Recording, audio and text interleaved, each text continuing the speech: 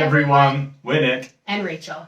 If you haven't been following our adventures over the past year, then typically you'll be seeing us vlogging our travels throughout the world. But today's video, like with the other tips and tricks videos, are a little bit different. And the reason that we're making them is because as we've gone through each respective country, we've noticed that there are certain things that are a little bit different to what we're used to in the UK and Canada. The reason that we have this channel is to share our travel experiences in the hopes of inspiring other people to travel some more. With that, we want to share some tips and tricks that we picked up along the way in each of the countries that we've been to, so that if you want to go to any of the same countries, it makes planning and navigating around a little bit easier. Today's video is going to be focusing on traveling through Peru. If you've been watching our videos, then you'll know that we spent some time between Lima and Cusco, as well as other parts of the Andes. While a number of these pointers will be about those places specifically, the rest of them will be all about the country as a whole. We hope that you find them useful. Our first pointer has to do with once you've arrived in the country, specifically Lima, and how to get from the airport into the city. In our case, that was getting to Miraflores because that's where we stayed. Of course, there are taxis as well as rideshare apps like InDrive and Uber, and I do think it is worth checking all of them to see what is cheapest. However, there are also two bus options. They're kind of like coach buses, so specifically for tourists, but they're actually quite cheap. The company that we went with was called Airport Express Lima, and it cost us 15 soles per person to get from the airport into the center of Miraflores, which was about 2 blocks away from where we were staying. So that was quite convenient. Unfortunately, we can't say the same thing for Cusco though. It doesn't provide quite as many options. So really, you're looking exclusively at taxis or rideshares. The good news is though, with Cusco Airport, it is actually very close to the historic center where a lot of people will want to stay. So as far as that goes, InDrive and Uber do offer, generally speaking, quite affordable rates. We spent no more than 15 soles for an InDrive to get into the center of town, either there or back. So definitely you can get decent bang for your buck to get from Cusco Airport into the city center. Internal flights between cities in Peru are quite inexpensive. There are, of course, also bus routes. However, we had heard about hijackings, particularly on overnight buses, between not only Lima and Cusco, but Lima and Arequipa as well, which is another popular destination. And to be honest, it could have just been sensationalized news, but we decided to not risk it. So we just got an affordable flight between Lima and Cusco. But what we recommend doing is just checking the news close to when you're traveling so you can decide if you feel safe taking a bus between cities, because that is also an inexpensive way to get around the country. We don't often mention weather when it comes to these tips and tricks because it can completely vary depending on the time of year that you go. However, we do just want to make a special announcement with regards to the Andes. Because you are at high altitude, then interestingly enough, the maximum temperatures across the year stay about the same, somewhere between 17 and 20 degrees Celsius. However, where the real temperature swings come though is in the minimum temperatures. So when it comes to our summer, which is the winter down here, while it is drier, so therefore it's a lot nicer to go, especially if you're planning on doing hikes, it is a lot colder. So you can expect for temperatures to reach around 0 every single night that you would be in the Andes.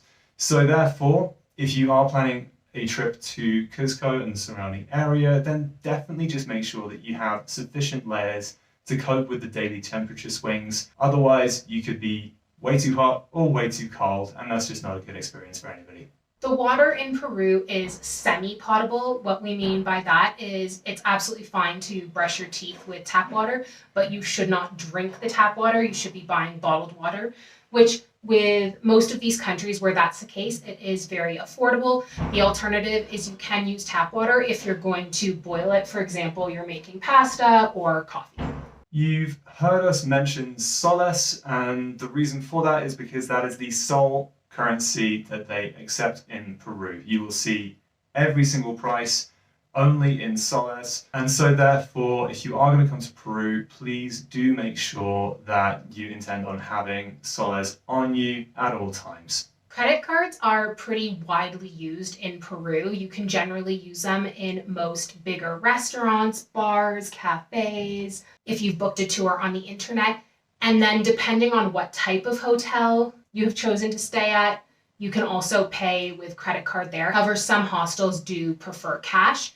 You will need soles though for any street food vendors, any walking tours, and also, of course, any public transportation, particularly in Lima if you're going to take a bus. However, none of that's a problem because there are a ton of ATMs around not only Lima, but also in Cusco. Now, the interesting thing is when you take money out of foreign ATMs, they often charge a foreign transaction fee, and that fee varies based on the bank itself as well as the country you're in. We found that some of the banks in Peru wanted to charge $10 to withdraw money. However, we did find one that had zero transaction fee. It was awesome. If you look for interbank, they will have ATMs run by GlobalNet, and that is where you should withdraw your money. One of the things that really attracted us to going to Lima was the food. Apparently it is one of the food capitals of the world, and so of course we wanted to soak in the experience as best as we could. And the great news is there are a plethora of different options, so you are never going to go hungry. They have a ton of great eateries, grocery stores, and also coffee shops, so you're never going to run out of options depending on the time of day. However, if you are on a budget like us, it is worth noting that the pricing does vary pretty wildly between places. The more bougie looking places will, of course, probably be a bit more expensive. So it is 100% worth making sure that you've researched the places that you want to go before you head out to them. Another consideration is that, like with a lot of other places that we've been to in Latin America, the emphasis really, especially when it comes to cheap food, is on breakfast and lunch. A lot of the best value places for lunch may be closed by dinner time, so that is another thing that you definitely need to look into, and you may need to plan your day around if you're wanting to experience delicious local food. Equally on the food front, then, we're happy to say that the almuerzos and menú del día options that we found in a number of other countries in Latin America are still very much available throughout Peru. However, it will be kind of unlikely that you're going to find them on Google, so it may be worth going to the streets to try and figure out what will be the best deal for you. We were very, very fortunate in Cusco to find a little corner of the city where you can get a menú del día for 7 or 8 soles per person. And when we say a menú del día, that includes a starter, a main course, and a drink. And generally speaking, you come out of it feeling very satisfied because you had a very hearty meal. So if you want that same experience, and we recommend that you do, then definitely make sure that you go out and find the appropriate offer for you. As for what you can eat here in Peru, there are a ton of local foods that we recommend you try. Of course, there's ceviche. There's also causa limena, which we described in one of our Lima videos. There's arroz marisco, which is basically seafood rice. And of course, there's lomo saltado, which is beef. Now, for the more adventurous eaters, you can also try guinea pig or koi. And Nick did that while we were in Cusco. And you can also, while you're in Cusco, try alpaca. On the drinks front, I just want to quickly mention, try Pisco Sour. It is their national drink, or booze, I would say. You can get something called a chilcano, which is very similar to a Moscow Mule, except for made with Pisco. So we highly recommend that. And then if you're not looking for alcohol, something called chicha morada, which is a corn-based drink, is kind of a little bit like juice with some cinnamon in it. It gives you the warm and cozy feelings, even though it's a juice. It reminds me of Glühwein, but a cold version of it, and highly recommend you try that.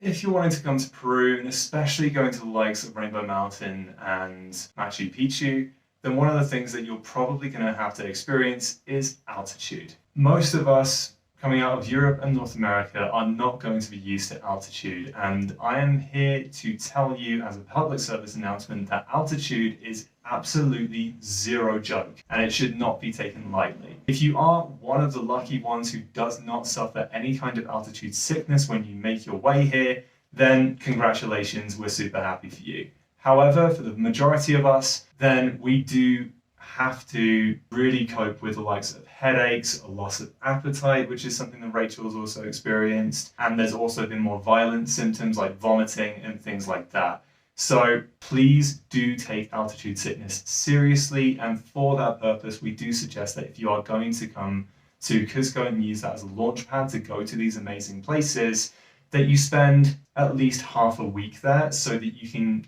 get yourself used to it and you can get over the worst of the symptoms. Speaking from experience, going up steps and things like that doesn't necessarily get that much easier, but you just find better coping strategies. So it is 100% worth doing. Also, listen to the locals who do have to deal with the altitude day in, day out. They do have some local remedies such as coca and munya, which they do freely make available in tea form for you to have drinks. And so realistically, just don't expect to come to the Andes hitting the ground running, because quite frankly, you are going to just need to slow down a little bit before you really do anything too strenuous. There are a ton of tour operators that will offer trips to Machu Picchu, Rainbow Mountain, and many other of the popular tourist hotspots in and around not only Cusco, but the country. However, just do your due diligence and research when it comes to picking a tour operator, because the prices vary. And even if something is the same price or looks like it is the same tour, what it includes can vary. And there are even differences within tour groups. Just an example, when we were on our Machu Picchu tour, some people had lunch included, others didn't. And some people had the bus from Aguascalientes up to Machu Picchu included in their tour, while others didn't. So even on the same tour, it can vary itself. So read the reviews and just try to make the best informed decision before you pick a tour operator. And that concludes our list for Peru. We hope that these tips and tricks have been helpful for you and will actually inform your itinerary making process should you choose to come to this amazing country. However, we do recognize that we are by no means true experts, and this is not an exhaustive list of things to know about Peru. Therefore, if you have any further questions, or if you have any recommendations yourself, then feel free to leave a comment on this video. Until next time though, take care. And keep smiling.